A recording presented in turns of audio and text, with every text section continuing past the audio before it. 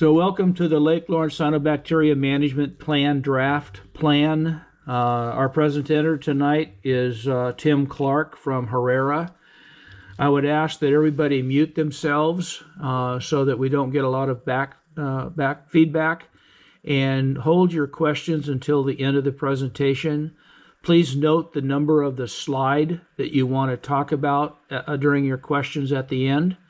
There are currently 49 slides, so just make a note of the slide and what your question might be for that slide, and then we'll answer those questions at the end. And with that, Tim, it's all yours. All right. Thank you, Barry. Good evening, everyone. Thank you for joining me. My name is Clark. I'm a limnologist or a lake scientist with Herrera Environmental Consultants. We've been working up until, I would say, about 10 minutes ago to send you this draft plan, which is currently in Barry's inbox, and he'll be uploading tomorrow. What I want to do today is provide an overview of what's in that and really getting into the primary recommendations for the management of cyanobacteria in Lake Lawrence.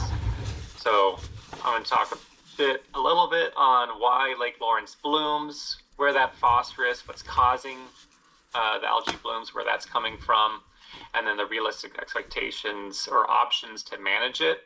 Some of this is rehashing past presentations I've had, so I won't want to spend too much time on that backup material, but really looking primarily on getting folks set up to review the draft Lake Lawrence Cyanobacteria Management Plan. This is a plan that we've developed based off of monitoring, modeling, as well as past studies. So again, we want to share what we've learned, walk through our management recommendations, and then get feedback on those recommendations from you all and later from the larger community. So before we finalize the plan. So this is not just a meeting where we're trying to make a decision of what is the best option going forward, but really to help inform that discussion that will be ongoing among you all and the community, and with me too. I'll will be available for those discussions. So again, we're going to talk about why there's blooms, talk about the phosphorus load to Lake Lawrence, management recommendations, timeline and costs for those recommendations, and then plan to have time for questions and discussion. So Lake Lawrence has toxic algae blooms. You're well aware of this. It's actually on the 303D list for impaired water bodies. This is a list that is developed by Washington State and sent to EPA every 4 years as part of the Clean Water Act.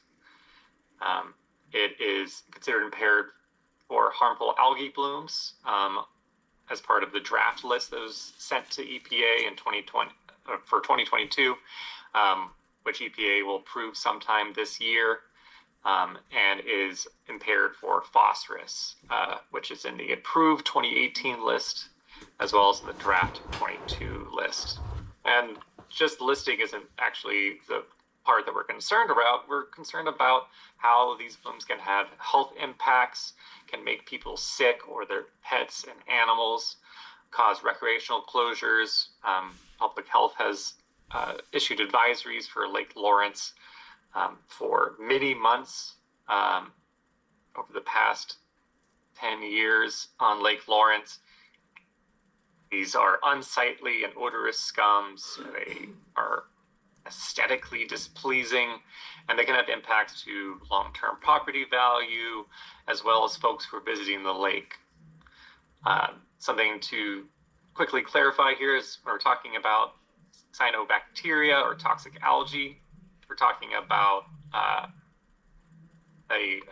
type of bacteria, not plants themselves, but actually a microscopic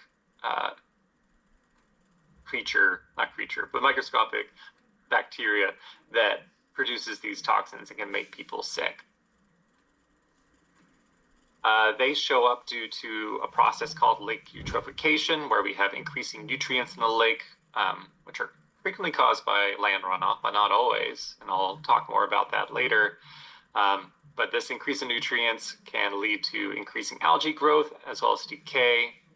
There are natural sources of nutrients, just erosion and upland wildlife, but then also cultural sources, which is to say human sources, which is septic systems and agriculture, fertilizers, or enhanced erosion that might be due to logging or other land disturbing activities. Moderate amounts of nutrients are helpful. They help provide ecological diversity, providing the very bottom of the food chain, algae, with the nutrients they need to grow, which then feed Daphnia and other small animals, which then feed fish, which feed birds, and they're a really important piece of the puzzle. But too much nutrients can create these monocrops of blue-green algae, and that's where we're starting to see the issues within Lake Lawrence. So we classify lakes in terms of trophic state. This is looking at the amount of productivity, which is how much algae is in a lake. We base this off of 3 indices, looking at the amount of phosphorus within the lake, the amount of chlorophyll A that's in the lake, and chlorophyll A is what is used for photosynthesis within algae, and the Secchi depth, which is a measure of transparency. Lake Lawrence, based off the trophic state index, is considered eutrophic. Sometimes it borders on mesotrophic, but is generally seen in the eutrophic range, which is to say elevated amounts of phosphorus, chlorophyll, and lower water clarity as measured with a Secchi disk. Over time, there's no apparent trend. The study by KCM in 1990 had observed even more algae than we saw more recently. But we're not really seeing a consistent trend. And if we're going to see anything, we're seeing over the past few years or past decade is actually worsening conditions, higher amounts of algal productivity. So where is this phosphorus that's feeding algae coming from? We expect a lot of this is coming from the Deschutes River diversion from the early 1990s, which dumped in a lot of excess river sediment containing erosion from newly logged forests at that time, which settled to the lake bottom. Today, there's very little external sources of phosphorus, which I'll show in a second. And I think you are all well aware of the history of Lake Lawrence, so I won't go through that process here of when that dam was constructed and diversion occurred. But essentially what has happened today is all of those nutrients, all of that sediments has been trapped in Lake Lawrence and is not able to escape. And so just continue to cycle within the lake. And that's what we're seeing when we developed our phosphorus budget. So on the left is the inputs of phosphorus into Lake Lawrence, and on the right is what's leaving. And what we're really thinking about is what's in the water, not necessarily what's beneath it. So really just what's in the water of Lake Lawrence. So the big thing on the bottom is internal sources. So this is the release of phosphorus from the lake sediments or from the decay of aquatic plants that is entering the lake waters. And this is from our monitoring and modeling for the past year, from October of 2024 through September of 2025. During that period, we saw an overall decrease in the concentration of phosphorus. That's shown here on the left with decrease in lake. But then there are those smaller slivers of phosphorus sources that come in lake from subsurface flows of groundwater. Surface water flows are coming off the land surface and running into the lake, and then the direct precipitation. There's an amount of phosphorus that's in the atmosphere, and so it rains, it brings in that phosphorus. But again, we see about 81% of the load of phosphorus coming into Lake Lawrence was coming in from those internal sources. And a lot of it's staying. On the right is what's leaving the lake, or where are we missing phosphorus? Where is it going? On the bottom is sedimentation, which is to say, this is the phosphorus that's falling back into those lake sediments. So that's as the form of algae, or organic materials, or sticks that are falling to the lake bottom. But for the most part, it's going to be that algae or like aquatic plant material. Very little left at the lake outlet, which you see on the top here. There was not that much outflow in 2025. The lake level is much lower, so we didn't really see too much overtopping of that weir or flow through that weir. We saw some go out through groundwater, but not nearly as much as what is staying in the lake. And the residual that we see here of 141 is a unaccounted modeling, I wouldn't say error, but just what we're not sure is coming from it. So that may be arising from, there's actually more sedimentation that's occurring than we're estimating, or there's more that's leaving from groundwater or for the lake outlet. What we're really confident in is that the internal load is a major source. We estimated the internal load through 4 different methods, looking at the concentration of phosphorus within the lake sediments themselves and literature-based equations, looking at the amount of phosphorus that's building up over the summertime at the bottom of the lake, as well as using models from the literature to estimate the loading rate and what wasn't being explained by external loads. So there is that model error, that residual that we can't explain, but that doesn't discount where we're seeing most of the phosphorus coming from. So this is showing a little bit more of that cycle. So what we're thinking about is that phosphorus is being released from the bottom of the lake. This is happening under anoxic conditions, where there's low oxygen at the bottom. Iron and phosphate bonds are broken. As that iron is reduced, there's a chemical reaction that occurs, and the phosphorus is released. When that phosphorus is released, it becomes available for cyanobacteria to take up. Some of those cyanobacteria are able to live under lower light conditions, closer to the lake sediments or deeper in the lake, and actually can move up and down in the water column. So it's actually a little bit of this transportation, vertical migration is occurring. And then additionally, when the lake turns over and mixes, even more of that phosphorus release is brought forward and it's available for algae, which is often why we see more intense blooms later in the season in September, October, going to November, when that lake turns over and mixes and more of that nutrients become available. And then it stays there. The algae take up the phosphorus, they die, they may release that phosphorus immediately or become available, then another algae will take it up, or they'll settle to the bottom and it'll stay there because we just don't have that much lake outflow. There's not an opportunity for export to occur.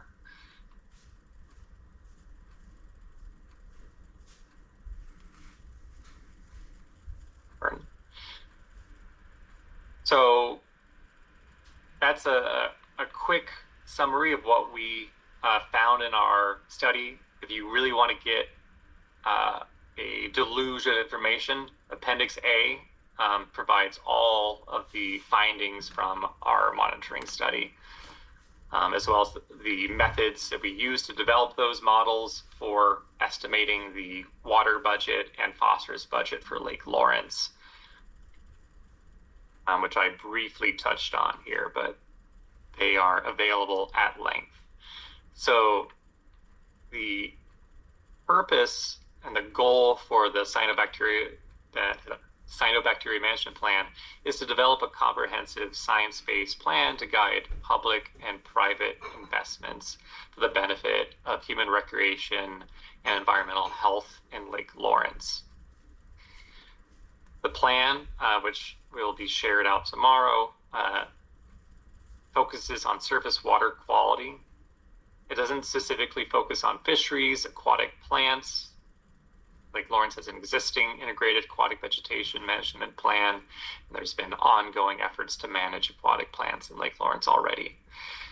It doesn't focus on drinking or groundwater quality, and it doesn't focus on flooding. While we were developing plan, we wanted to consider co-benefits or consequences of management strategies on those endpoints, but really we're focusing on surface water quality and more specifically on cyanobacteria. Within the plan, there's a background chapter which talks about the history of the lake and its watershed and its current uses, as well as documenting current and previous management actions.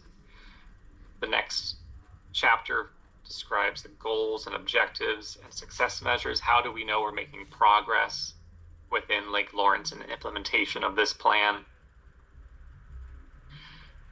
The third chapter summarizes the monitoring results as well as the water and phosphorus budgets. Chapter 4 outlines the recommended management actions, including timeline and costs. Chapter 5 outlines an adaptive management framework in order to determine how, looking at those success measures and the management actions that are being taken, but looking at that every year, every 2 years, every 5 years to make adjustments based off of, are we seeing the results we expect? And then a host of appendices looking at the water quality report and the development of the water and phosphorus budgets, laboratory reports, the cyanobacteria management methods. So everything that we reviewed as management strategies, not just what we're recommending, that goes into length in terms of why we're selecting these strategies that we're presenting. Additionally, we outlined additional funding options, and then a handy glossary for all the terms we're using that may be unfamiliar, which I think is very helpful. So the elements of management for Lake Lawrence are to establish objectives, take actions to improve conditions within the lake, monitor conditions, and conduct surveillance for algae blooms if they do occur, implement and take actions within the watershed to improve conditions, start to take actions to ensure that septic systems are being properly maintained, and looking at shoreline management to prevent erosion, to adaptively manage based off the ongoing monitoring, so tweaking doses of inactivation chemicals that are being used, or if looking at oxygenation systems, changing that dosing rate, or for septic systems, if we're not seeing progress on enhanced maintenance, then changing what our tactics are for septic systems and working with new partners. And then most critically, an element of managing Lake Lawrence is to have a central group, the Lake Management District, providing administration of the management plan, ensuring it is being enacted, taking those adaptive management actions, and maintaining necessary ongoing funding streams through dues or operational budgets, and then also managing large investments via grants or loans if those are available. So starting with those measurable objectives for Lake Lawrence, the goal of this plan is to achieve in Lake Lawrence to have, within a 5-year period, no more than 1 year with 2 or more bloom events, or an event that lasts longer than 3 weeks. This is an adaptation of ecology's criteria for harmful algal blooms that is in the Washington Administrative Code, and we think is a good measure of trying to prevent the negative outcomes of too much phosphorus and too much algae. Because really what we're looking to focus on is to avoid that public health risk. Our second set of objectives is to maintain Lake Lawrence as at a mesotrophic status or better. So that is putting chlorophyll A beneath 7.2 micrograms per liter, phosphorus levels below 24 micrograms per liter, and Secchi depth or lake transparency greater than 2 meters. So looking to have a clear lake or results you can see. So looking at the management actions in order to provide that benefit, we're really looking at providing phosphorus control. And what we think is most appropriate in Lake Lawrence is phosphorus inactivation. So we screened a long list of ideas and narrowed it to approaches that we think are scientifically defensible, that are feasible to permit and implement here, and are cost effective, and actually target the dominant phosphorus problem within Lake Lawrence. And that is to look at methods that lock in the sediment phosphorus. What is continuing to cycle through the lake is to lock that in. And so there are several options that we're looking at here, which I'm going to detail more. One is hypolimnic oxygenation, which is to change that low level oxygen, the anoxic conditions we see at the bottom of Lake Lawrence, to provide a large amount of oxygen and dissolved into water in order to keep that phosphorus bound to iron at the bottom of the lake.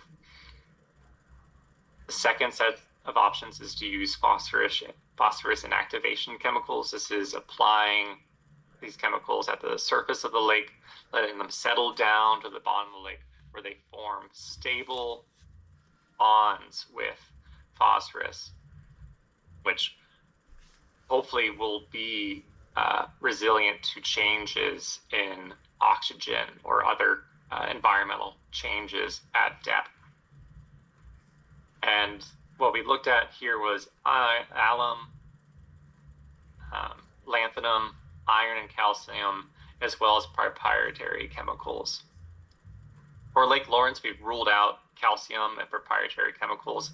Calcium we wouldn't expect to work because Lake Lawrence is a soft water lake, and proprietary chemicals are more expensive and require additional monitoring and don't have the same track record of success as alum and lanthanum.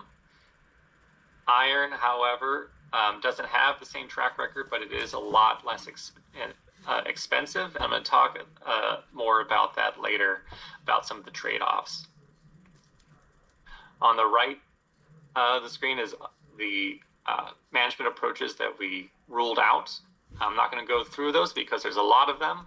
These are described at length in Appendix C of the management plan, and we've talked about these in past meetings as well.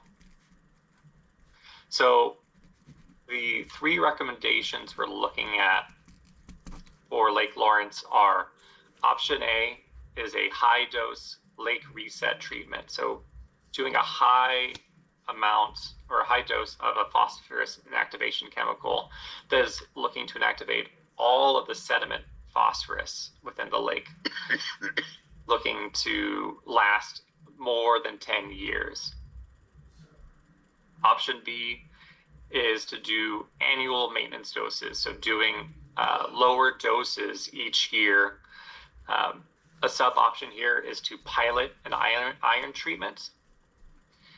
And then option C is the hypolimnetic oxygenation, so pumping oxygen into the bottom of the lake in order to prevent the dissolution of those iron phosphate bonds at depth and keep phosphorus at the bottom of the lake. That's something that's common with all of these options, is targeting that internal load.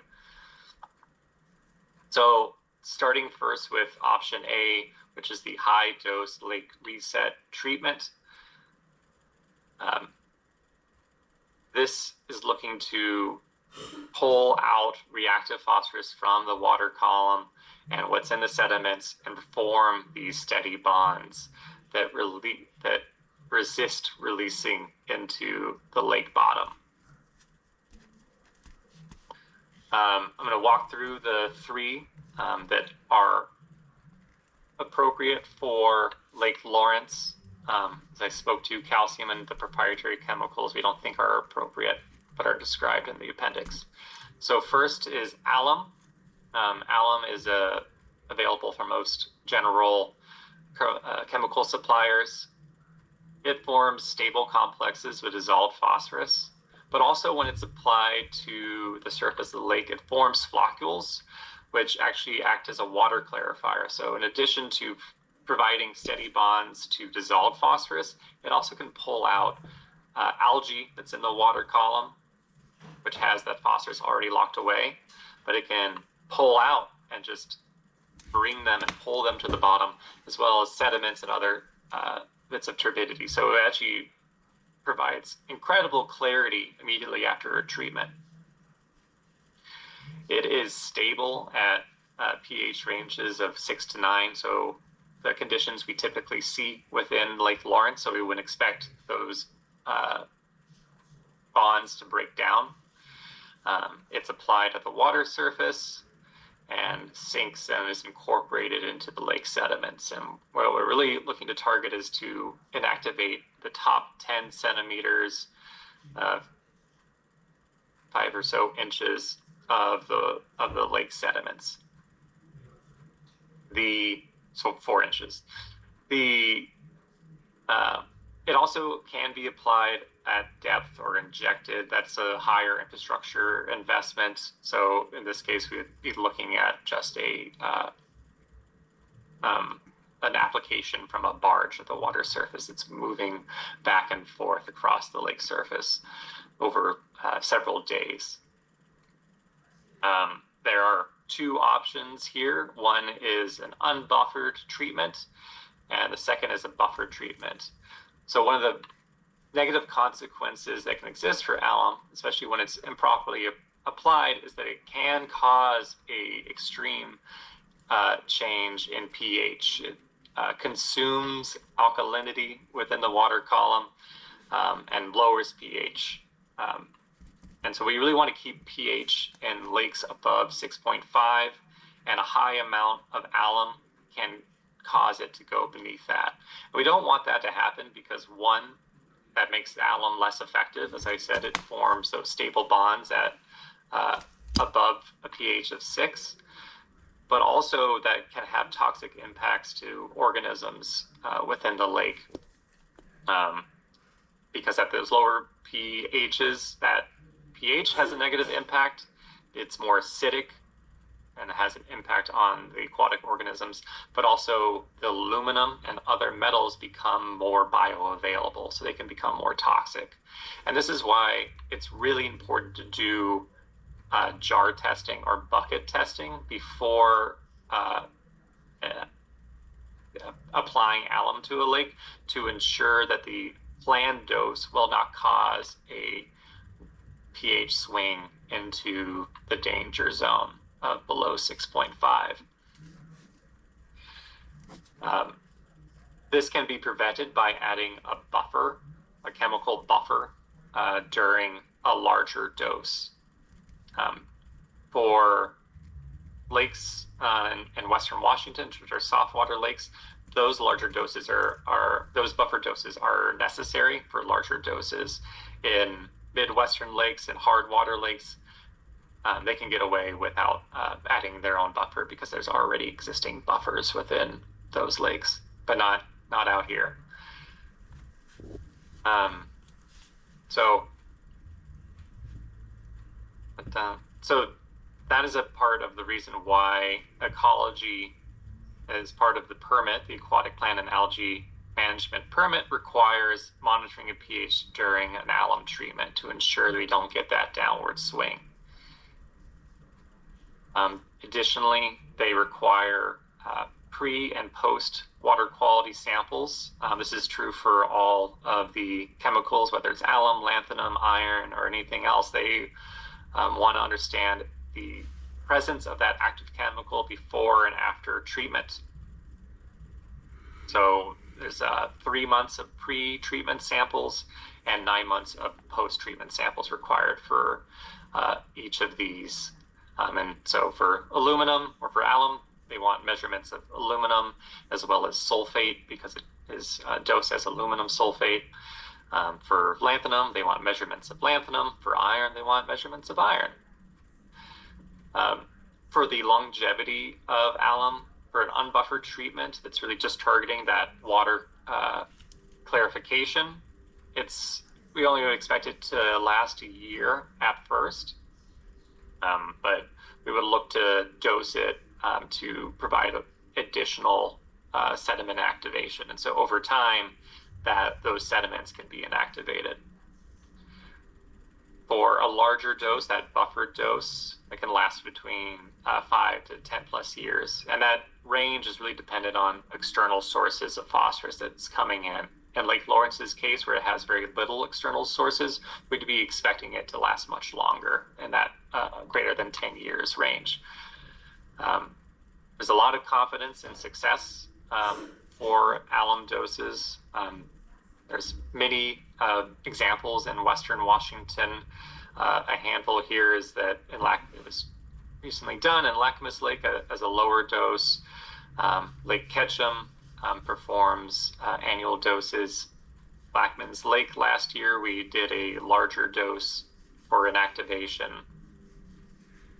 And in the report, we have a host of other examples as well as their longevity. Moving on to lanthanum, it's available commercially as Phoslock or as Utrosorb G or Utrosorb SI. Utrosorb SI is relatively new to the market, and I haven't seen it be used in lakes yet. Phoslock and Utrosorb G are lanthanum bound to bentonite clay, whereas Utrosorb SI is lanthanum coated in iron. So lanthanum forms stable complexes with dissolved phosphorus. It doesn't form those floccules. You're not going to see the same water clarity benefit. It's going to really just be targeting the phosphorus that's in the sediments. It's also applied to the water surface and then incorporated in lake sediments. As I spoke to alum, it can be injected into the water column or directly applied to lake sediments. That's a larger investment in infrastructure and not something we would think is necessary for Lake Lawrence for an application. These are more expensive than alum.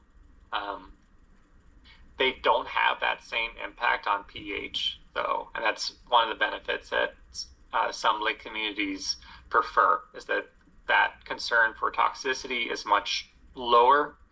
I would say that alum has a low concern if it's in the hands of a applicator, a competent applicator that knows what they're doing and is doing monitoring and is able to adaptively manage and stop treatment as soon as that pH starts to dip down.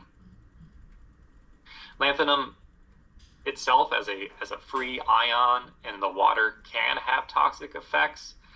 There's been some studies indicating that it can have sediment toxicity, but the way that it's being dosed is actually looking to target phosphorus, and so it's forming a new mineral, and so it's actually not going to be available in the water column or in the sediments. It's forming the lanthanum phosphate bond, so you actually wouldn't expect that, but that is part of the reason why ecology is requesting monitoring as part of the most recent permit to be able to understand how much lanthanum, free available lanthanum, is going to be in the water column. Because it is targeting the sediments, we would also look to think that this is going to last 5 to 10 years plus, lasting longer where there's fewer external sources. Relative to lanthanum, alum typically has a higher capacity for binding phosphorus. So at similar price points, you're going to see a lot more phosphorus control with aluminum. But again, we still have higher confidence with lanthanum. Recently, Phoslock was used at White Lake outside of Auburn, Washington. Utrosorb G is used in Long Lake annually, as well as at Kitsap Lake. Finally, getting to the third column, this is the wordiest slide, we're getting through it though, is using zero valent iron or ZVI, or using iron salts. Iron salts are less effective or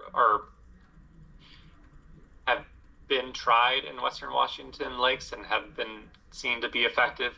Zero valent iron is relatively new as a phosphorus inactivation tool in lakes. I know that you have heard about it. You heard from Teppier as well as Dr. Jeff Teppier around the use of ZVI.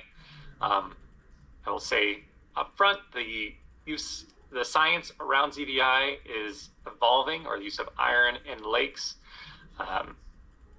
And there is a lot of hesitance among a lot of lake scientists and lake managers around the use of iron. So iron forms a redox sensitive bond with phosphate. That is to say, when there is low oxygen and we get into reducing conditions, that bond can break and we can have release of phosphate. When you dive deeper into the chemistry, under those low oxygen conditions, those reducing conditions, it is possible for another mineral to form, vivianite, which is a stable bond, but typically that also requires little sulfur to be present. Otherwise, iron is going to form bonds with that sulfur instead of the phosphate. So it really depends on what's happening, and this is things that we can see in a laboratory, but at the scale of a lake, there really hasn't been consistent, well-studied lakes with the use of ZVI as a long-term control measure.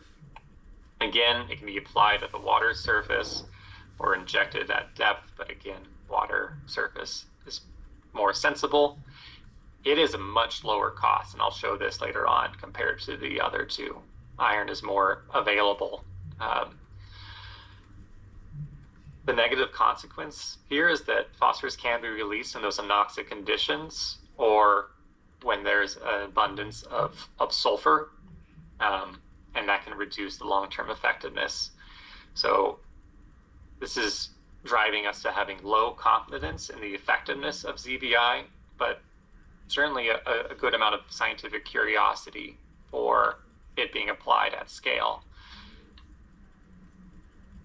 In terms of projected longevity of a ZVI treatment for Lake Lawrence, right now we think that would be 1 to 2 years, because we believe that soon that could be overwhelmed by anoxic conditions within the lake. But there's very little literature to be going on for estimating longevity. It's been used in Lake Sialukum and Lake Lorraine in Washington. These are annual treatments or multiple treatments within a single year, frequently coupled with algicide. So the algicide kills the algae, releases some phosphorus, and that iron is able to bind to that phosphorus, so while it's free in the phosphate form, and pull it down. But those are being applied every year with copious amounts of algicide. So we're not really seeing whether or not the iron is being effective, or if it's really because there's frequent algicide applications. Okay, I'm sure there'll be questions there. I'm happy to revisit it. So finally getting into the lake reset option. This is the bigger dose, doing a whole lake treatment, which is a higher dose of buffered alum or lanthanum using Utrosorb G or SI or Phoslock. A one-time treatment may be expected to last over 10 years, particularly in lakes with low external loading. It does have a high upfront cost, and there will be permit required monitoring as well as reporting to the Department of Ecology. In terms of the timing for this, we think that hopefully funding could be obtained within a year, and a sediment study can be conducted. We collected some sediment cores as part of our study, but in order to better attune and calibrate a alum study, additional cores are beneficial to understand where alum should be dosed and at what level. Because of the amount of phosphorus that's in the sediments is not uniform. It can be very spatially variable.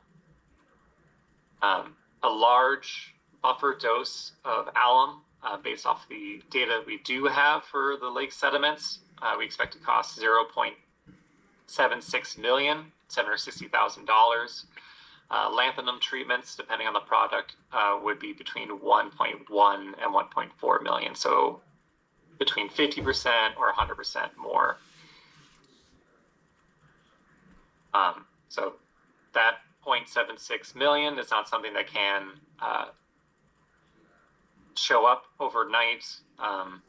Typically, lake communities have gone to local governments to help support that, or looking at state allocations from the legislature, or going after bonds, or going after grants, and grants can also have longer timelines in order to get go. But so that year one may extract depending on whether there are legislatures or county representatives that are ready to be champions for Lake Lawrence.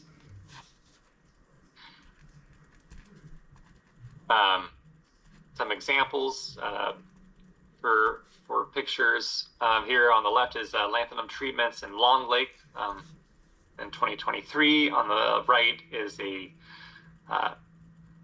treatment with alum for Green Lake, and in this case, you actually can see on those white floccules forming within the Green Lake with the alum, and so those floccules are what are going to be pulling out algae and other sediments from the water column and providing immediate clarity, whereas lanthanum is just going to provide sort of initially a cloud of that lanthanum modified bentonite, that clay, and then it'll settle down within a day. Okay, looking to the annual low dose treatments. So option B1 is to use alum or lanthanum for regular treatments. So looking at lower doses for our planning purposes, we looked at 10% of the higher dose. One of the benefits here for alum is that it provides that ongoing water quality clarification at the start of the year, pulling out phosphorus, pulling out algae, as well as ongoing flexibility as, we're seeing benefit now, maybe we can take a break next year and see how it goes, or change the dose, increase it if we're not seeing the benefit between year and year, as informed from the monitoring data from Thurston County. For lanthanum, because it's targeting the sediments, it's really just spreading out the cost of it, of a larger dose. So just doing 10% year over year in order to build up that phosphorus sequestration and activation capacity within the sediments. This is beneficial because there's not a high upfront cost, but over the long term, costs are going to be higher because there's annual mobilization and contracting and annual permit required monitoring that has to be done. Because as I spoke to, there's 3 months of pre-treatment and 9 months of post-treatment. So if you're doing annual treatments, essentially you're just doing monitoring year-round. There are avenues within the permit to decrease those permitting requirements if we're seeing that a dose is providing consistent water quality changes and not causing water quality impairment or concern. So working with Sean Oltecan with the Department of Ecology, it may be possible in year 2, year 3, year 4 to adjust those monitoring requirements. But for planning purposes, we're assuming those costs are going to stay the same year over year. And because this is an annual treatment, that requires that ongoing administration from the Lake Management District to be working with contractors, setting up either a short-term contract year over year or establishing a multi-year contract, which may not provide the flexibility that is desirable, but it requires that ongoing management by the district. But you're able to start sooner because it's a lower cost for an annual treatment for alum at that unbuffered approach. We would expect to cost $86,000 if doing lanthanum and just sort of building out that sediment sequestration capacity over time. Again, looking at 1.5 to twice as much as the alum. So over the long term, between 1 and 2 million over 10 years.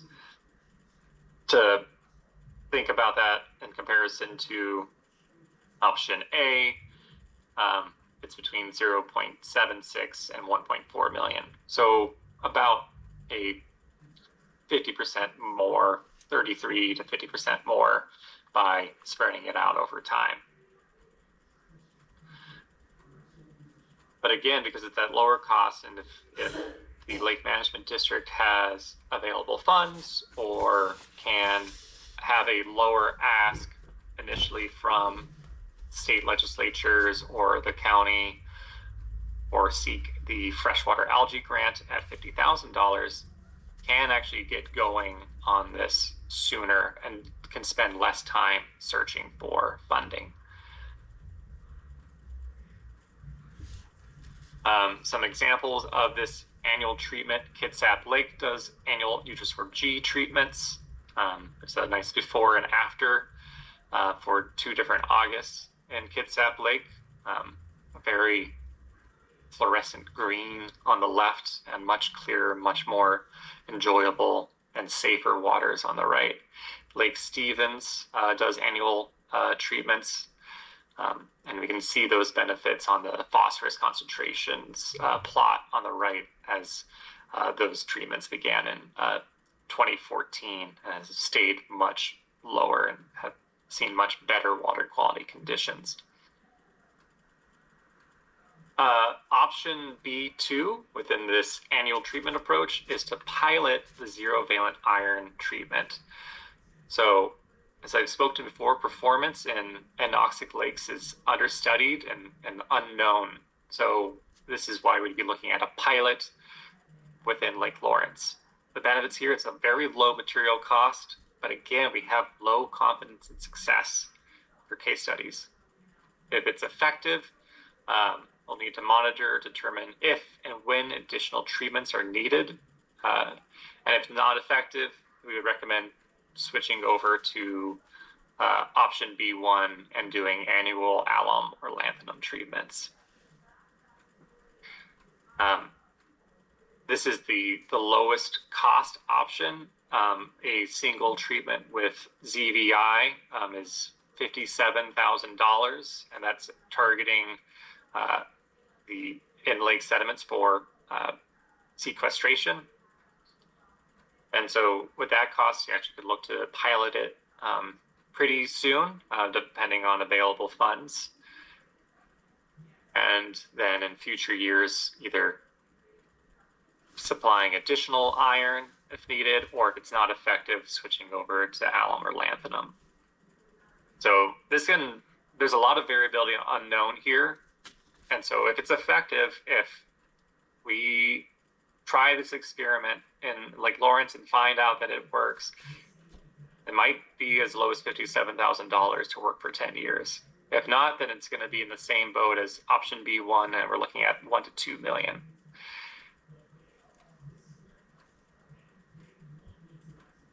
Okay, and then finally, we have option C, which is looking at the built infrastructure to provide long-lasting benefits. And I know Paul Ganser with Clarity Resource Group provided a wonderful presentation on his system, the oxygen saturation technology. So with this approach, oxygen is delivered to the deepest part of the lake all summer long. That oxygen will lock in the phosphorus to prevent its release from the iron bonds. This is something that is being currently designed and will be constructed in Spanaway Lake in Pierce County. This does require continuous power supply and operation, and will require regular maintenance and also land onshore for a facility where that oxygen is being produced and then sent down into the bottom of the lake. The added benefit here, and it's nice to see an added benefit, is this will provide cooler habitat for cold water fish like trout, who are stressed out in warmer temperatures at the lake surface, but in Lake Lawrence aren't able to go into the deeper waters because there's not enough oxygen. So this also provides a benefit for fish and other animals within the lake. To talk quickly through the components of oxygenation system, we do require a shoreline parcel or a piece of an existing parcel for a building. This also may require multiple buildings depending on the extent of the oxygenation systems that are placed within the lake to make sure the oxygen and electricity can be piped out to them. Then the oxygen as well as power is run through conduit along the lake bottom to the oxygen dissolution chamber down below, in which water is pumped in from the ambient waters along with that high amount of oxygen to supersaturate the waters, which is then spread across the lake bottom. And because it's supersaturated, it's not bubbling up, it's not going to cause the lake to destratify, it's going to stay at the lake bottom and actually be able to penetrate the sediments and lock in those that phosphorus to its iron bonds. A really great graphic that Paul has generated is, and one of the greatest parts about this new technology from Paul is the ease of maintenance for the OST as opposed to older oxygenation systems, is the ease of deployment. So when it's being brought out, it's lighter, it's made of plastic, it is floated out into the middle of the lake and then can be dropped down by deflating by releasing those buoyancy pillows. And then when it's ready for recovery and doing routine maintenance, it can be refilled and maintenance can occur at the surface. There's no need to bring out heavy equipment to bring back up the oxygenation system. These are more expensive to design and to construct and to purchase the system. And so it takes longer to find that funding. The cost we estimate for Lake Lawrence is $2.4 million for the design, permitting, and construction, and with an annual operations and maintenance cost of $22,000. But there's some uncertainty in that there certainly is a range as that power supply and then the time period that oxygenation needs to happen and the amount of oxygen is going to tweak, and that's going to have a different amount of power draw. The year one is doing a lot of heavy lifting of securing that funding for a $2.4 million project. If that is able to be accessed, then we can begin designing and permitting. If not, that will be elongated, similar to the larger lake reset dose for inactivation. Designing and permitting, we expect to take 1.5 to 2 years, which is about what it's taking Spanaway, and then can be installed in the year following. So those are those 3 recommendations we have for Lake Lawrence. Option A is a high-dose lake reset treatment. Option B is annual low-dose treatments with an option to pilot an iron treatment. And option C is to invest in infrastructure that can provide long-lasting benefits. All the while, we still want to think about those upstream sources of phosphorus. While they are a very small piece of the pie, over time, those can build up and in the lake sediments and within the lake and reduce the long-term effectiveness of these approaches. So the primary source we want to be thinking about is groundwater. I know that in the initial graphic I showed had groundwater as one of the smallest sources of phosphorus, but this was again because it was a really low flowing year. I looked at past data and looked at past years and hydrologic data, and think that groundwater can be a more significant source during more typical water years. So you still want to think about maintaining septic systems and inspecting them and conducting repairs as needed and being proactive around septic system management. And that's working with the local community, working with Thurston County Environmental Health to reach out to landowners to support that. This is a project they've undertaken in Summit Lake to success of targeted outreach around a lake,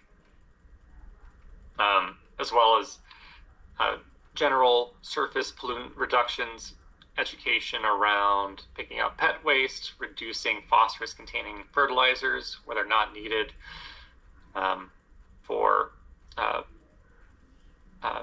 gardening and for lawns. In Washington State, lawn fertilizer is not allowed to have phosphorus in it. So please don't be applying any phosphate-containing fertilizer to your lawn. It's appropriate in garden beds, but not on turf. Also, designing for those who are living along the lake, we want to ensure that we're not fostering good habitat for waterfowl like geese and ducks. That means having some amount of vegetation there that prevents sight lines between the waterfowl who are on the ground and accessing the water because they're concerned around predators and just don't have that easy access in between. So that can help prevent the development of residential populations. Agricultural and BMPs are useful. There's not that much agriculture at the Lake Lawrence watershed, so that wouldn't be a primary focus here. And then native plantings along the shoreline in order to prevent erosion as well as prevent that ease of access for waterfowl. But again, we're really thinking about these phosphorus inactivation options in the near term to provide long-term benefit. So I've already talked about how much they cost, but I think it's good to have a little bit of a side-by-side and to think about the timing of it. Again, I talked about maybe this year one is overly optimistic in terms of securing high amounts of dollars up front, but we can turn that in your mind to year 1, year 2, year 3. But for a lake reset option A, we would be looking to secure funding. This is the same for option C. These are the ones that cost a lot of money, and so we need to start securing money and securing funding and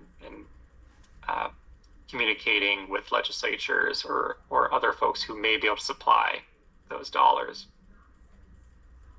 Option B1 and B2, because it is a lower cost, may be able to be implemented in the first year or by saving some money, setting aside within the lake management dues and going after the smaller freshwater algae control grant at 50,000 could be done in the first year or in the second year. You'll notice that there's some highlights here. Blue, or the teal in this case, is in reference to the alum, and the yellow is to lanthanum, and the green is for the zero-valent iron.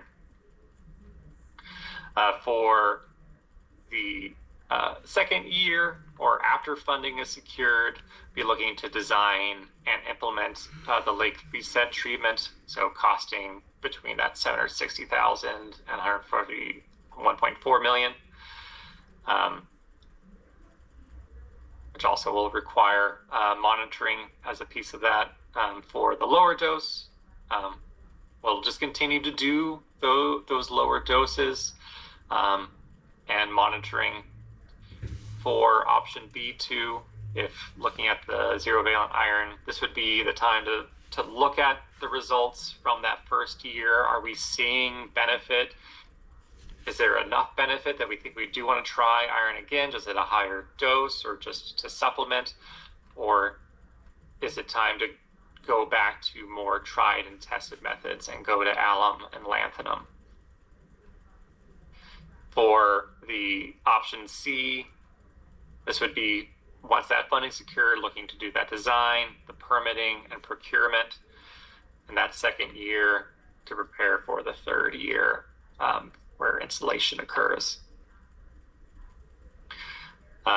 For option A, by the time we're in the third year, we're just into routine monitoring. There's no more treatments occurring, no more additional costs, whereas option B1 and B2 may have that continued treatment, or certainly under option B1 there will be continued treatment, and likely under B2.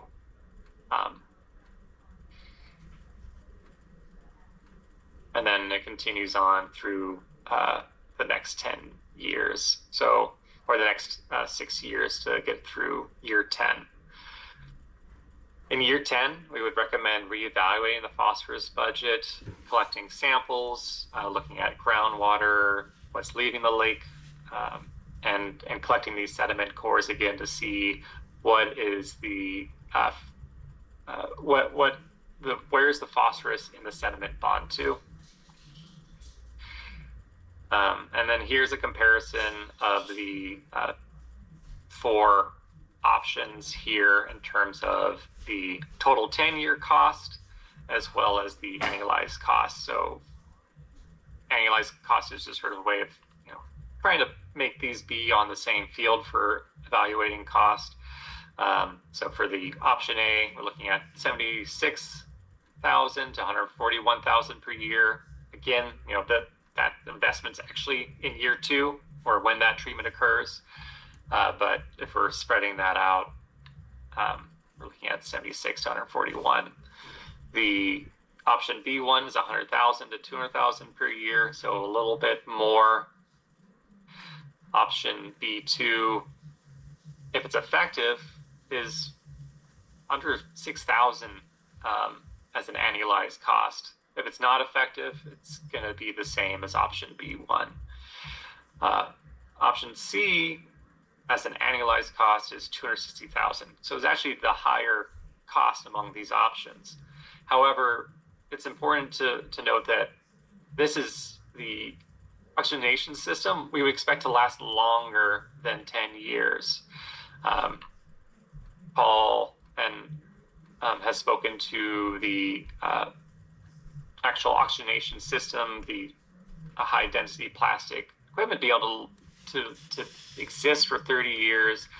The compressor with ongoing maintenance should last that long. There'll be ongoing maintenance and operation costs, but if it's, say, if it lasts 10 years, or it lasts 10 years, it's $260,000. If it lasts 20 years, that annualized cost is $130,000. So that's more similar to the other annualized costs. If it lasts 30 years, that's going to be more like, I can't do that math right now, more like 60,000, 50,000 per year. So actually becoming a lower cost option. So something to consider when comparing these. Okay. So how is this all going to be funded? I've talked about this a little bit.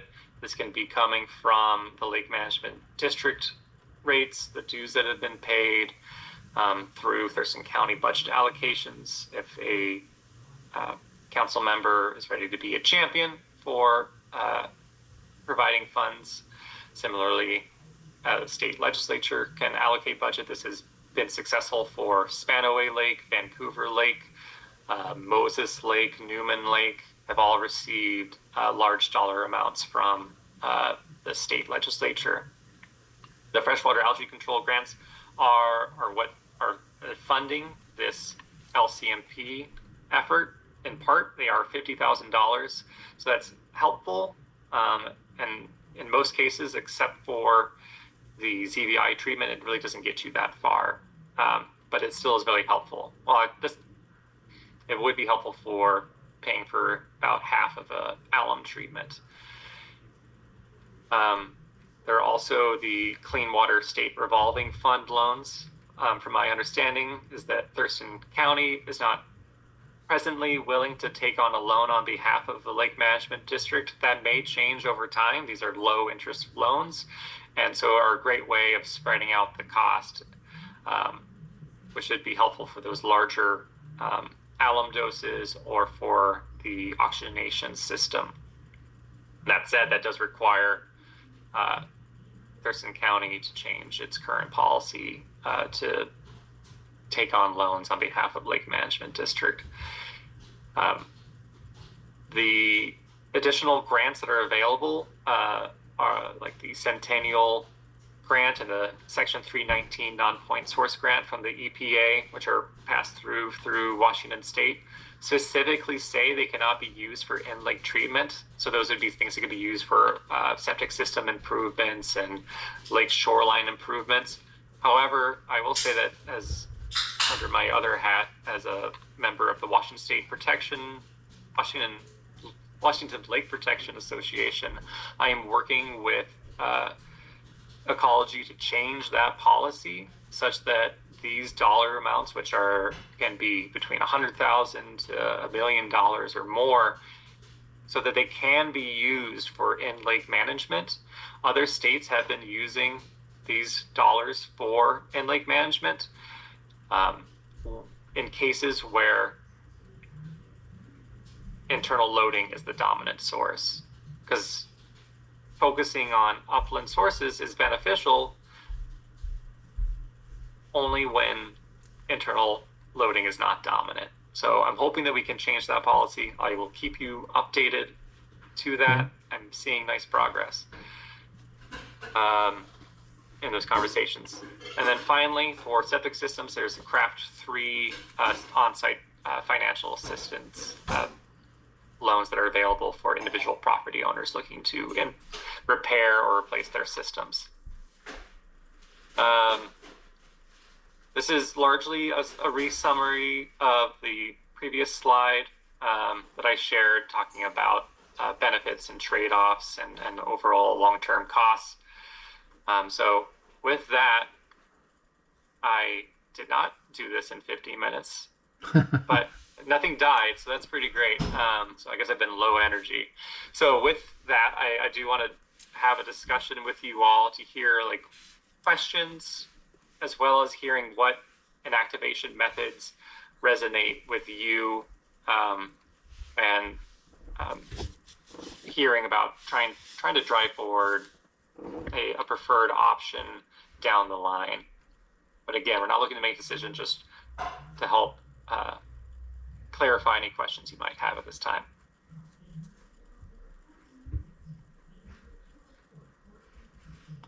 I was going to wait to see if anybody else had any comments. Okay, go ahead, Frank.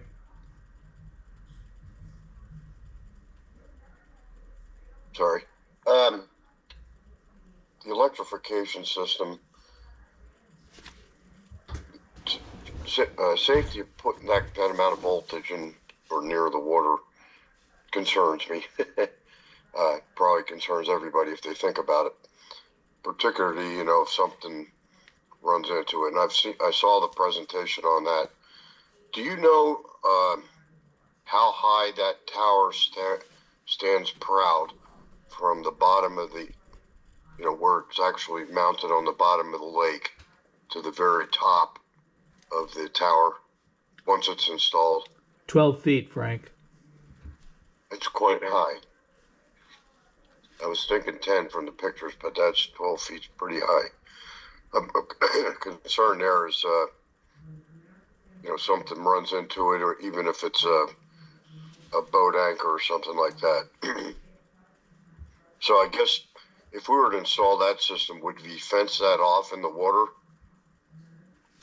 You think, Barry, Well, that's something we'll discuss at our SC meeting. Yeah. You don't want to waste time discussing it here. I don't know if you had any experience with that or not. Not yet. We'll wait till Spanaway Lake does it, and I'll take video of their entire process. Yeah, I think that Spanaway is really helping us understand the design out here for this taller system within the lakes. They provided me, Clark, they provided me a copy of their 90% design. And I've been working with Brianna, and she's been keeping me informed of their progress and going to let me come out and watch their initial, their entire construction phase and deployment phase. So that's fantastic. And then Frank, you spoke a little bit to the electrocution concern. The system is designed to cut power really quickly if there's any leakage that is observed, and so we would not have concern for electrocution for anybody nicking the line. Janice, go ahead. So I'm not a chemist, but I'm learning stuff. And at one point I was, and may still be, interested in the ZVI, which you say is a bit less studied. When you originally told us some of the information about our lake, do I remember correctly that we did not have a lot of iron in our sediment? So good memory. So there is a good amount of iron. There's also just a good amount of phosphorus. And so what you might be thinking of, I think Paul presented looking at the iron ratio between phosphorus and iron, and noted that these are low rates. These are kind of lower ratios. That said, there's a lot of phosphorus in there. So even if it is a 10-to-1 ratio, there still is a lot of iron that's present. So it's 10 iron to 1 phosphorus.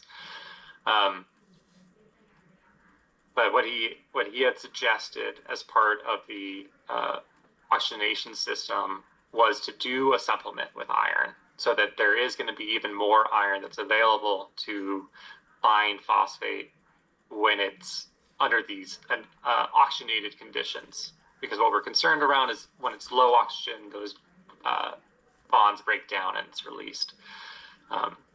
So something that actually occurred in Lake Stevens, like they had a long-term oxygenation system that was present, but it started to, this is an older technology, and so the operations and maintenance costs started to balloon up at the end of its lifetime. Additionally, it was also becoming less effective. And so when they looked at the reasons why it was less effective, it was still getting oxygen down there. It was costing more for that oxygen, but it's still getting down there. It was theorized that it was because they were running out of available iron to bind to that phosphate. Because Lake Stevens has a much larger amount of external sources of phosphorus that's coming in, so there's still just more and more phosphorus coming in at a higher rate than we expect for Lake Lawrence. So one of the options they considered was to just supplement it with iron. And I think that could have been a good approach and would extend its lifetime, but it was just so expensive to maintain, and that's why they switched to those annual alum treatments. And that was before OST came on the market, which is a little, I think, more cost effective over the long term. But supplementing with iron can be beneficial, assuming that there is oxygen at the bottom of the lake. The suggestion that there can be the formation of strong bonds under the anoxic conditions is, theoretically possible, but hasn't been well studied, and so that's why we have a lot of low confidence. And where it has been studied has been in totally different lake systems, in like the Midwest, which are hard water and have are dimictic, freeze over in the wintertime. So it's a very different system. So it's hard to say they're going to work here. And even there, they didn't work that long. Okay, so I guess I need not thinking about the oxygenation system. Oh, sorry. Yes. The idea of just adding the iron, I thought was because we didn't have enough iron in the lake to bind with phosphorus. That is one of the items, Janice. We don't have enough iron in the lake. We have an iron deficient lake in comparison to others. Okay, that's what I started out with. Right. That I thought we understood that we had low iron in our lake, and that is why the ZVI was going to be helpful. You in your talk also mentioned this concern that the iron would bind with sulfide, I think. And so my next question is, do we have a lot of sulfide in our lake? So that's unknown, and that's something that could be measured to see if would this be occurring, and then actual chemical modeling can be done to see if what will be the eventual outcome of iron if it's supplemented and based on the amount of sulfur that's available. So that's not one of the tests you guys did when you were testing our waters? We looked at phosphorus. That is not a typical part of the suite that we look at. And so that could help discover whether or not that vivianite would be expected to form. So that could be done, and I thought about that as part of a recommendation if you're interested in going into option B2, is to try out the ZVI, but also given the low cost of ZVI and what the cost would be to put together a monitoring study and to do the sampling, adding that iron and then finding out what happens would be more cost effective. And because that iron will still bind to phosphorus when there's oxygen down there, it just might break down later on. And there's not necessarily high toxicity concerns with adding the iron. So in terms of a trial treatment, it is exploratory, but we wouldn't expect there to be catastrophic negative outcomes. Well, if our adopted work. I hate to interrupt, but there are no toxicity problems with iron. There aren't any, and scientifically, iron binds to phosphorus. And there may be some sulfide issues resulting from that, but there are no toxicity issues with it. No, it wasn't sulfide issues. It was that it would bind with the sulfide instead of the phosphorus, as I understood it. Right. It wouldn't be available, Mm-hmm. and there are. And so it becomes less effective. That's all. It doesn't become toxic. It just becomes less effective. Yes. Yeah. The iron sulfide is not a toxic concern. There are toxicity that is associated with iron at certain concentrations, Barry, and there are EPA criteria around certain concentrations of iron. Mm-hmm. Those are really high, so that it can happen, but at the doses that we're talking about, we wouldn't expect that to happen. And then my last question had to do with the anorexic condition in the lake. You discussed that at a previous meeting, and I can't remember. Did we decide the whole bottom of the lake is anorexic? No, it's not anorexic, Janice. It's anoxic. Sorry. It's just the deeper portions. Right. The deeper portions of the lake normally below about 18 feet. That's correct. based on all the studies we've done for the last 30 years, which we have online. And we do have pretty good oxygen levels all the way through June. And June is when we start seeing the oxygen, the DO levels go down as the weather warms up. So between June and September, our DO levels fall to around 2. So that's, but our application would occur in the early spring or the late fall. So there's a lot of indications, scientific indications, that the anoxic conditions would not be an issue, and they wouldn't even be an issue even if the anoxic conditions fall below 2. But that, again, like Clark said, it's not experimental. It is just something that there is just not enough lakes that have done it to determine how effective it would be with a lake our size. So that's the thing. That's the thing we're going to have to take a look at. Is that something that we want to do? Do we want to lead in a program of starting out with ZVI and possibly having to switch to lanthanum? I have one other question. Then when we switch to the alum or the lanthanum story, and you had your numbers with whatever number I want to pick. Let's say it's 150K a year. That was a number you were using, something close to that, every year for lanthanum.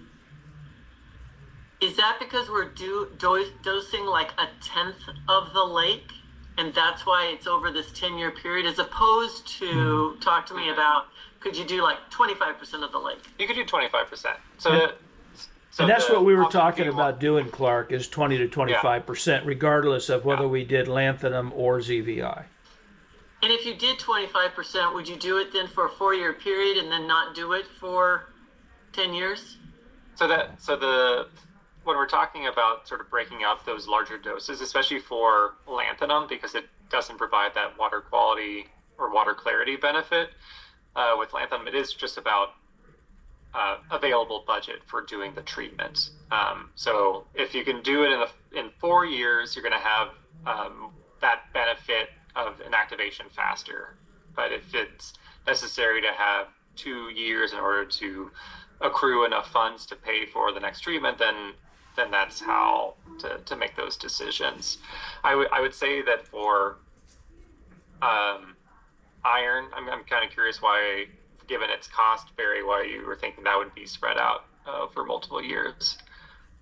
I don't know that it'll be spread out for multiple years. Okay. I just said that we were looking at, when we did our estimates and our decision matrix, we were looking at 20 to 25%, going after 20 to 25% of the phosphorus load in the lake. And we were looking at stripping out the soluble reactive phosphorus out of the water column. And there were only 2 products that allowed us to do that, and that was alum and ZVI. And lanthanum doesn't do it.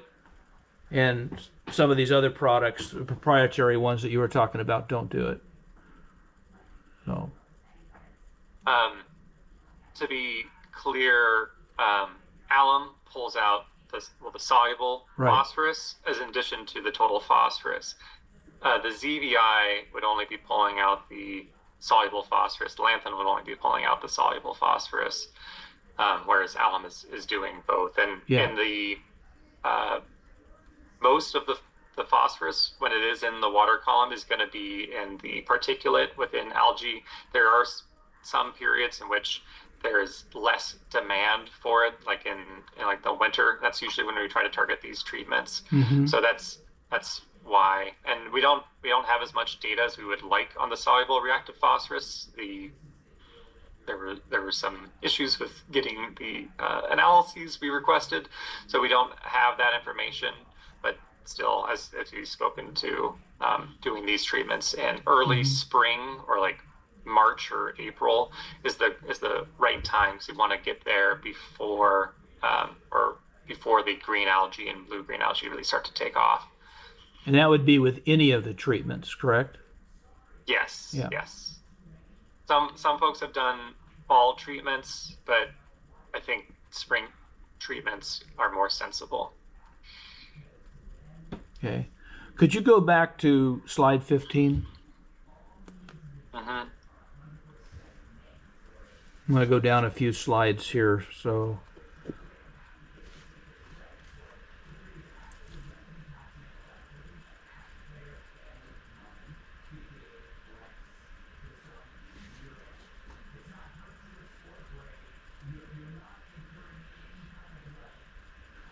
Animations. Okay. Okay, so do you know what our current stats are for TSI, TP, CHLA, and SECHI? Those aren't ours. Yeah.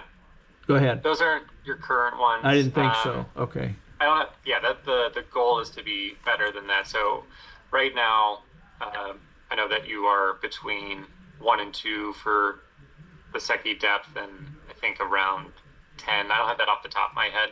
Yeah. I can grab that from the report. I think you're right. Yeah. CHLA, I think we are around 10. And then TP is around 44. Right. Yeah, we're on the high end. Yeah. Okay. And TSI is about 52 to 54. Mm-hmm. Okay. Next one would be 17, size 17.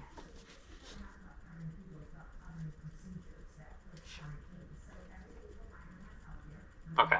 Okay, so I'm sorry. Try 18. No, Yeah. I got the wrong slide.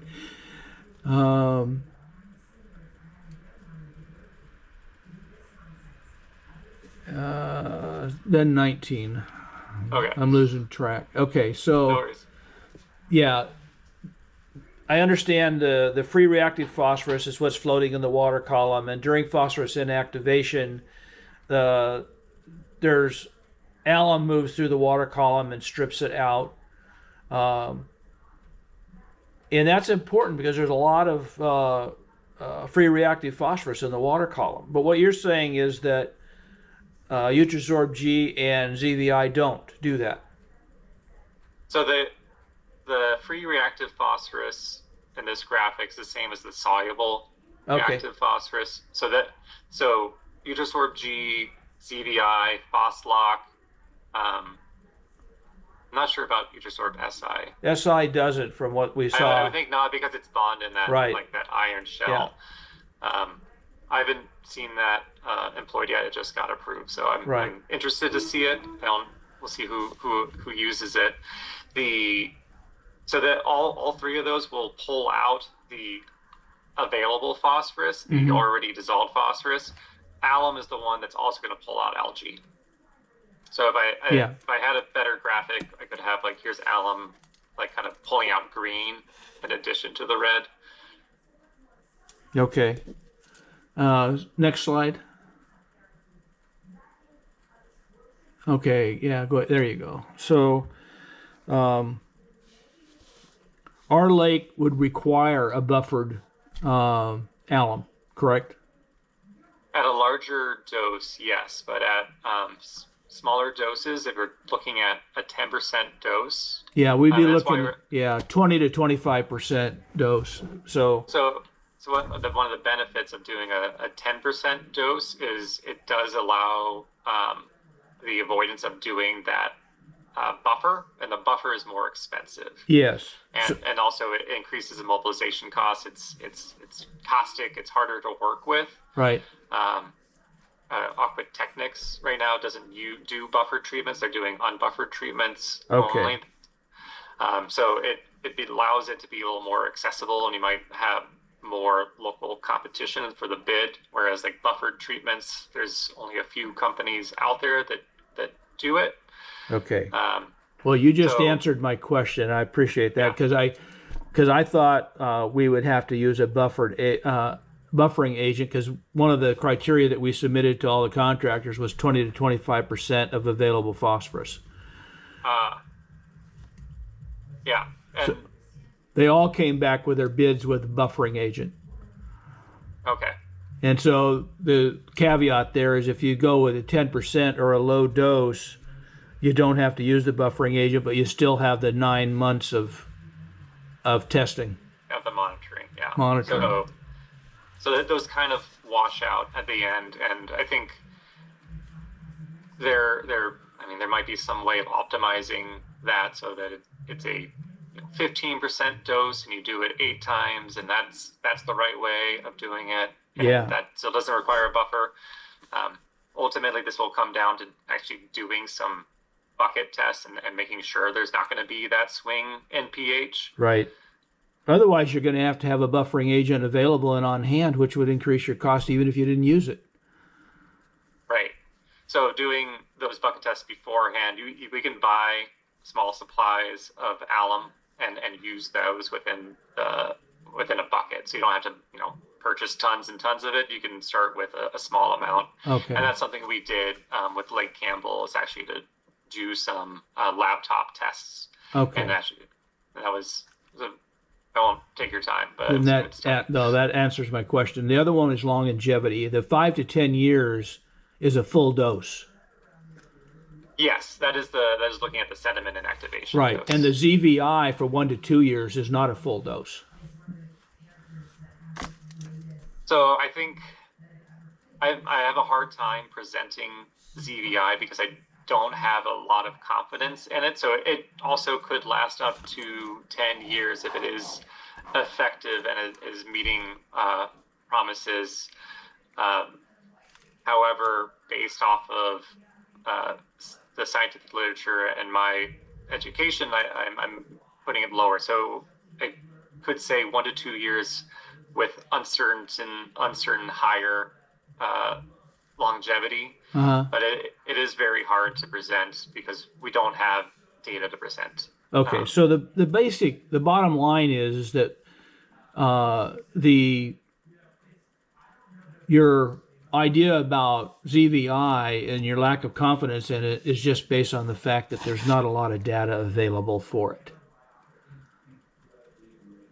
That and when iron has been used in the past, it's been only useful for or only effective for a handful of years due to the known chemistry of iron release under low oxygen and oxic conditions. Okay, but in the case of Lake Lorraine and Lake Stellicum, they did low dose. They didn't do a full dose to counter the entire phosphorus budget. So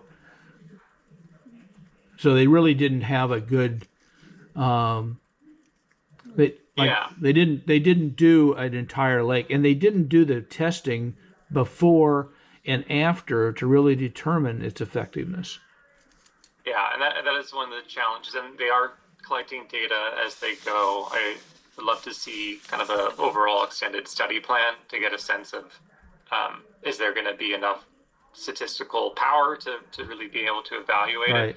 But we're at 2 years in with those efforts, and so seeing success may take on, or is this going to be down the line, are they going to be able to do less algicides over time?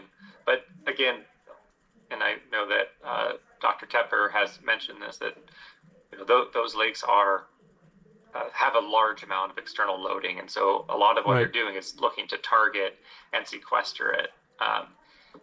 At the source, they're looking as it's coming in. Right. Yes, exactly. Okay, next slide.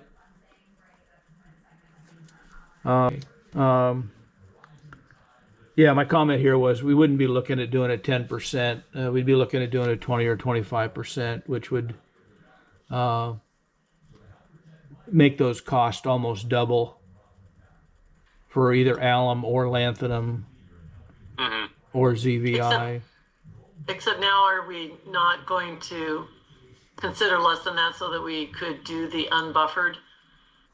I can look to see what the alum or aluminum concentration would be at 20%, if it would be a concern. I think we usually want to keep it under 10 milligrams of aluminum per liter. And I think the 10% is about 4.5. So it start getting at that upper threshold. So we might want to think about, oh, maybe it's 18% and that's just Yeah. fine. And so I can take a look at that. So We can talk about it, Janice, at our meeting. The problem with alum is the testing regimen. It's very expensive. We're looking at $17,000 to $20,000 just for testing. Is that different than for lanthanum? Lanthanum's about the same. ZVI is about half of that. yeah, ZVI requires less monitoring. Right. I think it's only through 5 months. Right. So that is a benefit there. And Yeah. with the monitoring, and I think we've talked about this a little bit, one of the way, like the laboratory costs are okay. I mean, they're maybe between $50 to $100 per sample.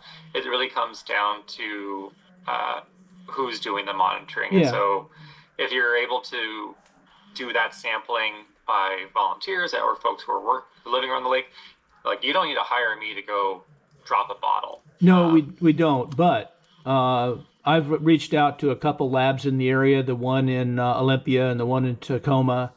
They're having trouble getting back to me with costs for the different analyte tests. Oh, I can provide those. So IEH is my preferred lab for this type of analysis. You're talking about the one in Olympia? The IEH I use is on Aurora Avenue in Seattle. In Seattle. See, that's Seattle, which means we'd have to ship it up there. Yeah. So what they require, actually, did I just switch over to dissolved aluminum? So shipping is a headache. Yeah. That's true. But also with these metals, there's a longer holding time, and they just need to be on ice. So it doesn't have to be like immediate overnight. Okay, it can be depending on the treatment type, whether it's iron or lanthanum or alum. There's going to be different scheduling for it. Mm-hmm. Typically, it ends up being once per month. I think with alum, there's a 2 weeks after in addition, but for the sense of your planning, thinking about once per month is about appropriate. Yeah.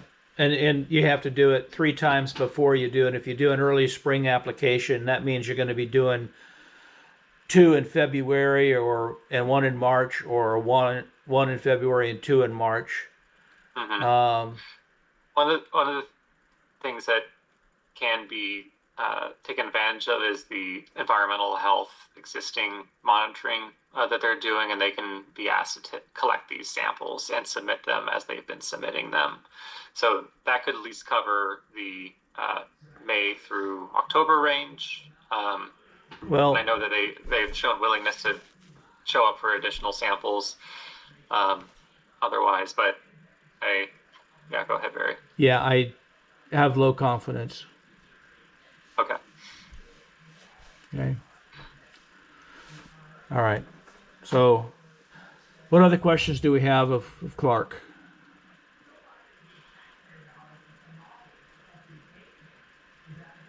Okay. A good presentation, Clark. I appreciate it. You hit all the high points, and we have a lot to look at. I'll take and download the draft plan tonight and get it put on the website tomorrow. And then I'll put that information out to everybody so they can go to the website and look at the plan. Or I'll send it out. Maybe, I don't know. Some people like me are challenged computer-wise, opening up something that is condensed as large a file as that is. So we'll see how that works out and try to get back comments to you as soon as we can, but no later than the day following our steering committee meeting in May. And if you're doing it with ecology simultaneously, I think that's a great idea. Great. And if you have a Google Drive or another place you'd like me to upload these, I'm going to send you the files again. Katie just let me know that I was missing an appendix. So okay. So there'll be a new zip file, or if you have another location, I can upload them. No, just send me a zip file. Janice has Google Drive, I think. Don't you, Janice? Well, yes, but I think what Clark's talking about is he can give you a link to a Google Drive that you could send to everybody, and then they can go to click a link, and it would go to this Google Drive and have it. Is that correct, Clark? We can try that. I know that I've tried sharing links in the past, and there's always 10%. Actually, usually 80% of folks can't find access or need to get a Google account. So we'll go with the email or so I will say don't print it out. I mean, you could print out the main document. It's about 50 pages, but the appendices are hundreds of pages. So well, I'm going to load it to our website. I'll load it on our website. That's better. Don't touch a printer. Okay. That's a good advice. Thank you. Okay. Well, if no one else has any additional questions, we'll go ahead and let Clark go and conclude this 15 minutes early. I appreciate your time, Clark. Thank you. Appreciate all yours. And we'll look forward to touching base again soon. Okay. Thank you, Bye. sir. Bye.